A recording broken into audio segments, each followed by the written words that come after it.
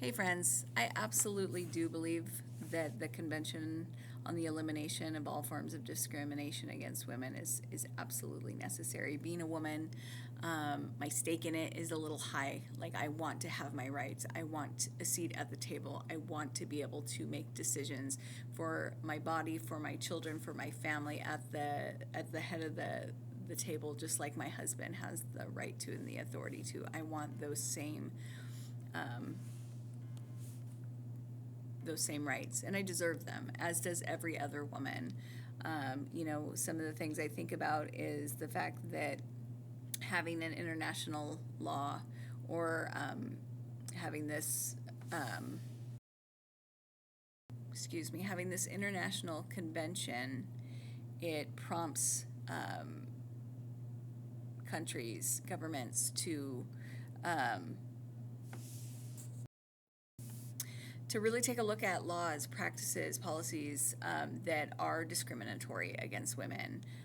Plus, we have even more discrimination against women of color, the LGBTQ, trans women, right? And so, and I also want to go to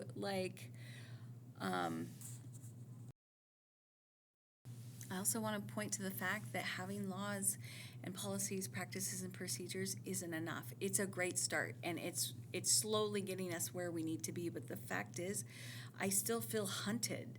I still feel like men need to be holding men accountable in many ways. And I love men. And I also know, I was just on the, let me pull it up, the RAIN, the Rape, Abuse, and Incest National Network website. And, 1 in 6 U.S. women, including 1 in 6 U.S. women has experienced attempted or completed rape in her lifetime. And then it estimates that 17.7 million American women have been victims of completed or attempted rape. And then 1 out of 10 of the rapes that that happen in the U.S. are men and boys are affected by sexual violence. 1 out of every 10 rape victims are male. So out of 10 rapes, one of the victims, and nobody should ever be a victim of rape or domestic violence or anything like that. No one should.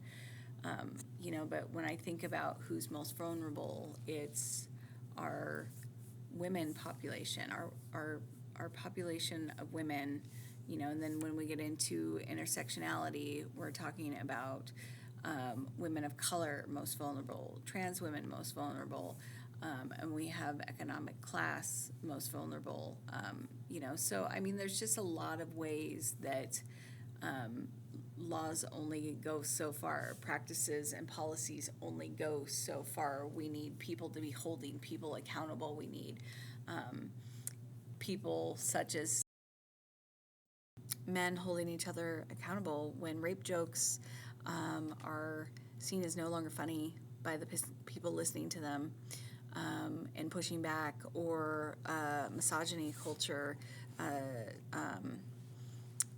sexist culture. When men start pushing back on men will start to really listen. And so for those of us who have beautiful and wonderful men in our lives like I do, I have an amazing husband who will not put up with any of that from anybody. He doesn't want to hear it. He pushes back. He lets people know that they're absolutely gross in his mind, and that it's unacceptable for a man to treat a woman like that, or to laugh at rape jokes or misogyny. And I feel incredibly blessed to be loved so deeply by him, but also there are beautiful men out there. So I don't dislike men. I actually really love men. And the ones that are my absolute favorites are the ones that are pushing back on other men. So thank you.